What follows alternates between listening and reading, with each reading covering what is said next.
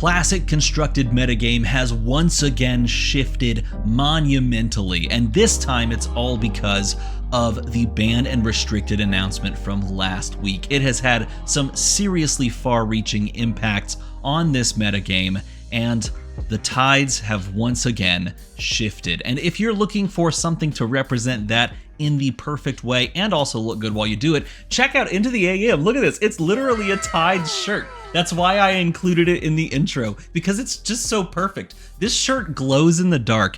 Every time I wear an Into the AM shirt, someone walks up to me, a friend or an acquaintance, and they say, "That shirt is awesome.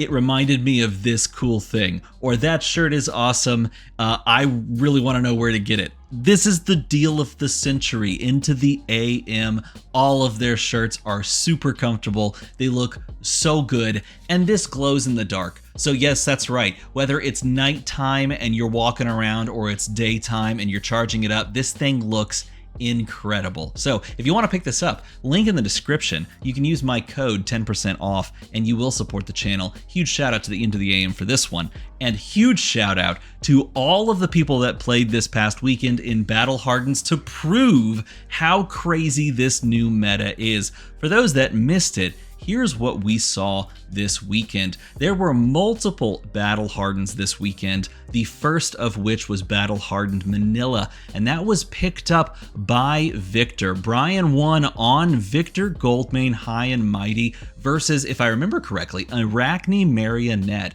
and it was a drubbing. I was shocked that Victor made any sort of impact. Obviously there was some space being created with the powering down of Gravy Bones, but Brian showed up and showed out at Battle Hardened Manila, picked up the win on Victor Goldmane, and it was an hilarious stream. Let's just put it that way. It was an enjoyed, that's not how you say that. It was an enjoyable stream to watch. I'm just gonna leave that in. I'm not even gonna cut that. But if you wanna go watch that, you go check it out. I highly recommend. The end top 8 of the stream was a blast to watch. I popped in and out on that one. And yes, that's right. You heard it correctly. Victor Goldmane High and Mighty won. But take a look at the spread of the top 8 as well. Like this is not what you would have seen several weeks ago, all because of the ban and restricted announcement. You've got Arachne Marionette, you've got Syndra Drakai of Retribution, which is to be expected. Kano's still there as well. But look, 2 Florians lurking in the wings, and a Kasai of the Golden Sand was playing in the semifinals. Space has been made for some of these heroes to kind of come up a little bit, and all because some other pieces have been nerfed. Next up, we have Battle Hardened Munich, and the top 8 therein as well. It was picked up by Ken Shearer on Florian Rotwood Harbinger. And here's the thing. Look, Florian unbanned, received back the unbanned Germinate, and Germinate is a hell of a card.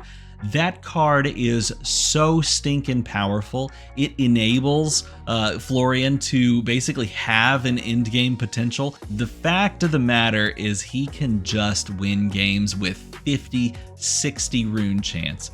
It is so crazy. It was very crazy on the weekend. And yes, that's right.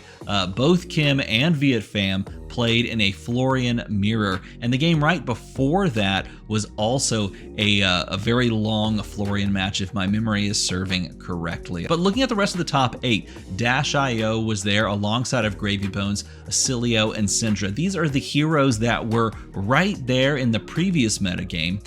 Of course, Florian pushing past all of them now that he's back to full power, and some of these other heroes took a step back. It's going to be interesting to see if people pivot their decks to now account for Florian, or if there are going to be decks and heroes that are, pushing out there specifically to try and counter that. And one of those decks and heroes we might be talking about here at the 3rd Battle Hardened. Because while the 3rd Battle Hardened was won by Brody Spurlock on Fang Drakai of Blades, look down the list and stop me when you see it. No, it's not Rhinar. That one's pretty crazy. Yes, that's right. Riptide Lurker of the Deep rising up to answer the call against some Florians. Why? Well, because he has access to Dreadbore, and he can make Florian rue the day that they decided to put all of those stupid-ass D-reacts in their decks. Are you kidding me? Congratulations to Riptide for being meta-relevant.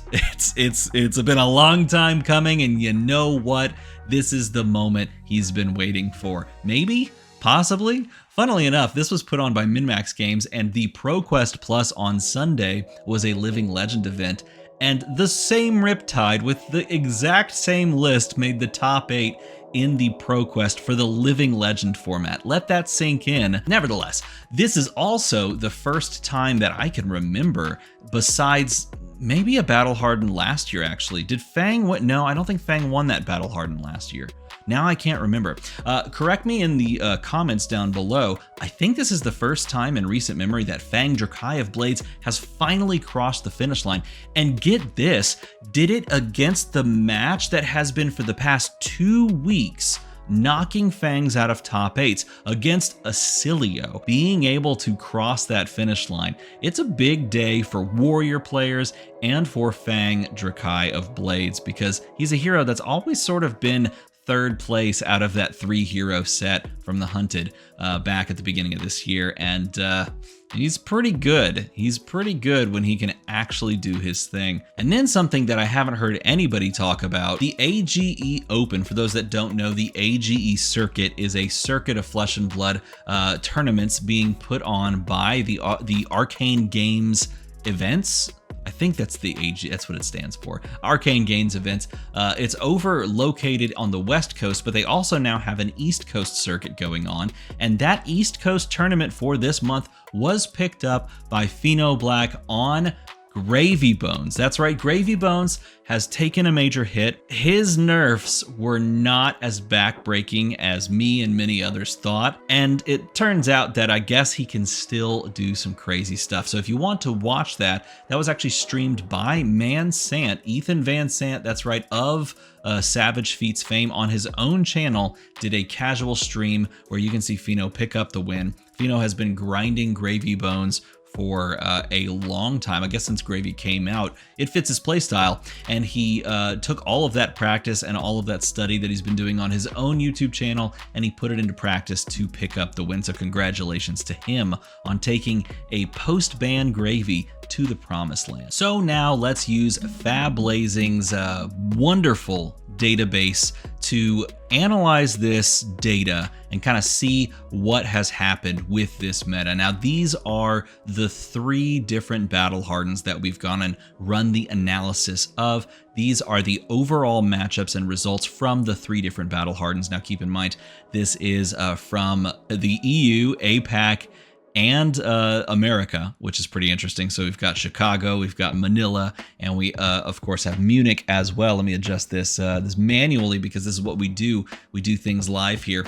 And if we sort by overall win percentage, and we of course rule out the 3 games of Phi that were played, Phi going 2-1, which is just bonkers, but okay.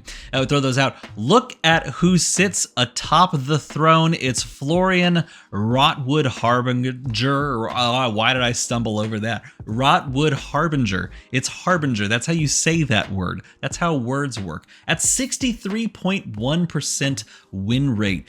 152 games won and 89 games lost. Wow, we should just scrap that whole take, but I'm not gonna. I'm gonna leave it in because we're professionals here, consummate professionals. This is why you've clicked the subscribe button, and if you haven't, make the number go to the other number right now so you can hear me absolutely fumble my words again and not cut it, because I'm not gonna do that. I just can't be bothered. Either way, that's a ton of wins, okay? That's a good win percentage. The heroes I have my eye on right now, of course, Arachne Slip Through the Cracks is a hero that was so strong.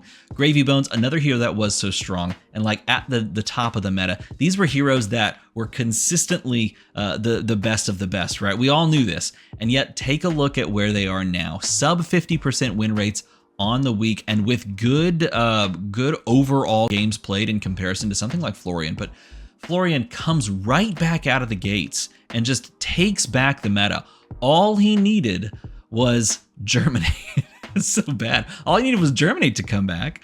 And for these to take a tiny step back, that's pretty crazy. So if we send those back down, the heroes I had my eye on after these changes were Acilio, Dash.io, Syndra, and Fang. Where'd Fang go? Taking a look at these, Dash.io is at a slightly negative win rate, and I think partially because of Florian. Look at how bad that matchup ended up being. Florian pushes Dio way down the pipeline, but Dio still has favorable matchups into Acilio and Syndra with good solid win rates against those. So if those two heroes are real and are consistent in the top 8, one, they're going to make it even harder to play Gravy Bones. So Gravy Bones will continue to fall a little bit if those two heroes are even more represented.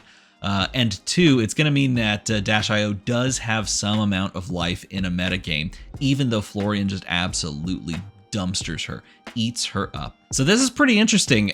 He goes right to the top. Things are definitely changed, and there's a new best deck in the format, at least 1 week in. Who knows if it's going to last? I mean, I don't know. It could last. This could just be, the new overlord that we all bow down to. Florian's back on the menu, but we will have to see as this thing shapes up and shapes out over the next couple of weeks. So that's your recap for this past weekend. Hope you enjoyed it. If you did, make the number go to the other number. And of course, pick up a shirt as well, because it glows in the dark and you look really good while you wear it. As always, thanks for watching.